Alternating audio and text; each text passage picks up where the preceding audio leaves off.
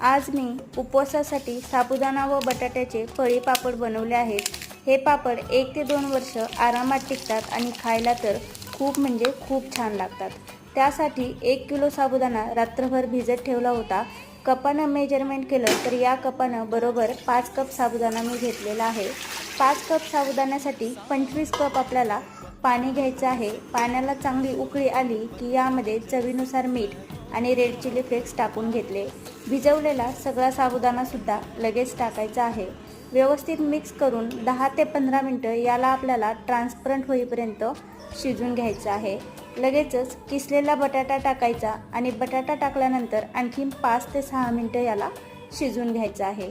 बटाटा आणि साबुदाणा व्यवस्थित शिजला की एका प्लास्टिकवरती पळीने आपल्याला हे पापड सोडून घ्यायचे आहेत। 1 ते 2 दिवस कडक उन्हामध्ये पापड छान वाळवून घ्यायचे आहेत। थँक्यू।